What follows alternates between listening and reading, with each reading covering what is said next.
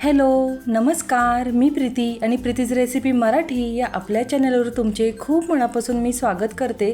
तर आज आपण पोह्यामध्ये बेसनाचे मिश्रण टाकून चटपटीत अशी एक रेसिपी पाहणार आहोत। तर रेसिपी पाहण्यासाठी व्हिडिओ शेवटपर्यंत पहा।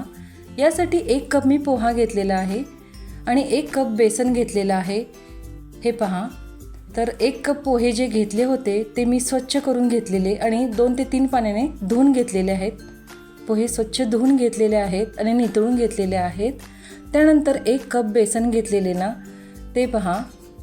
तर आता मी हे घरीच दळून घेतलेले आहे। शक्यतो घरचेच दळलेले घ्यावे, म्हणजे रेसिपी अशी टेस्टी चटपटीत लागते। त्यानंतर थोडं थोडं पाणी टाकून मी आता बॅटर बनवून घेते। चमच्याच्या साहाय्याने मिक्स करू लागेल तसे पाणी मी एकदम नाही टाकायचं, थोडं थोडं पाणी टाकून मिक्स करून घेतलेले आहे। हे पहा, खूप पातळ नाही आणि खूप घट्ट नाही, अशा प्रकारे बॅटर झालं पाहिजे। त्यानंतर लाल मिरची पूड मी 1 चमचा टाकली, हळद अर्धा चमचा मी यामध्ये टाकले, काश्मीरी लाल मिरची पूड 1 चमचा आणि हळद अर्धा चमचा मिक्स केलेले आहे आणि व्यवस्थित घोटून घ्यायचं आहे। हे यात गुठळ्या राहता कामा नये, फेटून घेतलेलं आहे व्यवस्थित। आणि नंतर मी या भिजवलेल्या पोह्यांवर हे मिश्रण अशा प्रकारे टाकून घेतले। हे पहा, सर्व मिश्रण मी या पोह्यांवर टाकून घेतलेले आहे। आता व्यवस्थित हे मिक्स करून घ्यायचं आहे। पोहे आधीच आपण थोडे भिजवून घेतलेले होते। त्यानंतर हे बॅटर मी जे तयार केलेले होते ते वरून टाकले। हा बटाटा आहे, उकडलेला बटाटा 1 मी असा हाताने कुस्करून टाकत आहे। बटाटा नक्की घाला, खूप टेस्टी होते रेसिपी। हातावरच असा बारीक करून मी टाकलेला आहे। नंतर व्यवस्थित मिक्स करून घेतलेले आहे। पहा, तर चांगलं असं मळून घ्यायचं आहे हाताने, अलगद असं मिक्स करून घ्या। सर्व जिन्नस एकजीव झाले पाहिजे।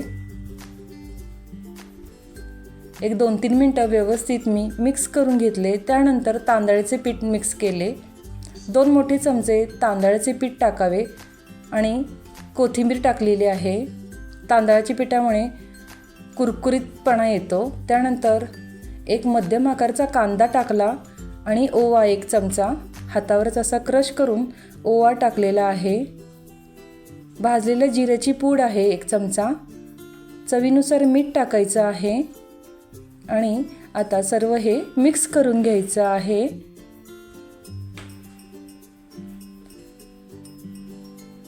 आता थोडंसं पाणी मला कमी वाटले, त्यामुळे अर्धी वाटी मी पाणी टाकलेलं आहे। नंतर एकूण मला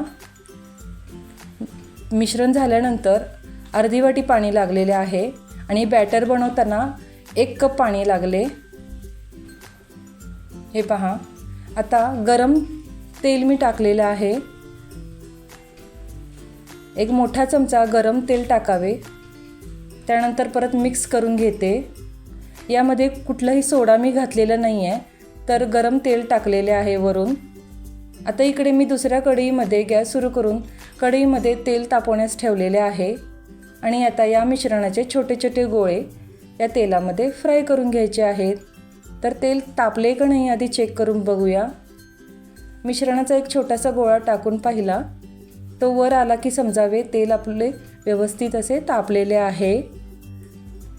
तर आता ह्या मिश्रणाचे छोटे छोटे गोळे आता फ्राय करून घेते। तर आता मी सांगते की चटपटीत पोह्याची भजी आपण बनवतो आहे।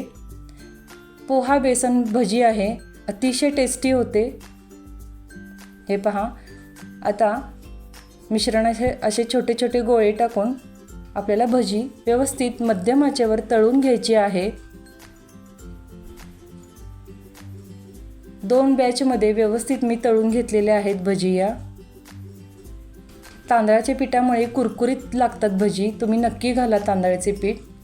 हे पहा, यामध्ये आपण सोडा टाकलेला नाही आहे, तर गरम तेल मिश्रणात मी घातलेले होते, त्यामुळे हलक्या अशा जाळीदार ह्या भजी होतात। तर एक 4 ते 5 मिनटात ह्या व्यवस्थित फ्राय झाल्या आणि काढून घेतलेल्या आहेत। सुंदर कलर आलेला आहे। तर आता दुसरी बॅच देखील मी व्यवस्थित अशी तळून घेतलेली आहे. हे पहा, खूप टेस्टी दिसतात बघा, कलर देखील सुंदर आलेला आहे. तर तुम्हाला ही रेसिपी आवडली तर नक्की ट्राय करा. व्हिडिओ आवडला तर व्हिडिओला लाईक करा, शेअर करा आणि चॅनलला जर आपण सबस्क्राईब केलं नसेल तर प्लीज सबस्क्राईब करा. सोबतच्या बेल आयकॉनलाही क्लिक करा, जेणेकरून नवीन रेसिपीचे अपडेट्स तुम्हाला मिळतील. तर पुन्हा भेटू नवीन एका अशा छानशा रेसिपीसह. तोपर्यंत धन्यवाद.